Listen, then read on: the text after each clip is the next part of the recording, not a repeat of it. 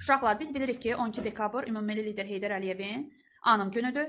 Yəni rəhmətə getdiyi gündür və mən sizə belə bir sual vermək istəyirəm ki, Heydər Əliyev kim olub? Kim cavablandırar? Heydər Əliyevin müstəqilliyimizin memarıdır. O Azərbaycanın çətin günündə ümid yolu olur. Heydər Əliyev həmişə xalqın ürəyində qalacaq. Güclü dövlət qurucusudur.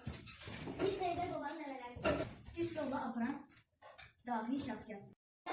Heydər Əlirzaoğlu Əliyev 1923-cü il mayın 10-da Azərbaycan Respublikasının Naxçıvan şəhərində anadan olub. 1939-cu ildə Naxçıvan Pedaqoji Texnikumunu bitirdikdən sonra indiki Azərbaycan Dövlət Neft və Sənaye Universitetində memarlıq fakültəsinə daxil olub. Lakin 2-ci Dünya müharibəsinin başlanması ona təhsilini başa çatdırmağa imkan vermir. 1949-1950-ci illərdə SSR Dövlət Təhlükəsizlik Komitəsinin indiki Sankt-Peterburqdakı rəhbər kadrların hazırlığı məktəbində təhsil aldıqdan sonra 1950-ci ildə Azərbaycan SSR Dövlət Təhlükəsizlik Komitəsində bölmə rəisi təyin edilib.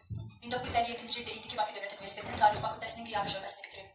1958-ci ildə Azərbaycan SSR Dövlət Təhlükəsizlik Komitəsinin əks kəşfiyyat şöbəsinin rəisi, 1964-cü ildə Dövlət Təhlükəsizlik Komitəsinin sədr müavini təyin edilib. 1967-ci ildə Azərbaycan SSR Nazirlər Sovetinin yanında Dövlət Təhlükəsizlik Komitəsinin sədr vəzifəsinə təyin edilib və həmin ildə də ona general-mayor rütbəsi verilib.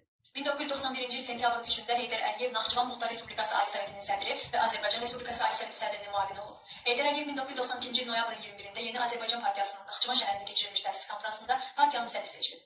1993-cü il oktyabrın 3-də ümumxalq səsverməsi nəticəsində Heydər Əliyev Azərbaycan Respublikasının prezidenti seçilib. O 1998-ci il oktyabrın 11-də yenidən Azərbaycan Respublikasının prezidenti seçilib. 2003-cü il dekabrın 12-sində ümummilli lider Heydər Əliyev vəfat edib və dekabrın 11-də Mən fəxr etmişəm. Bu gündən fəxr etmişəm ki, mən Azərbaycanlıyam.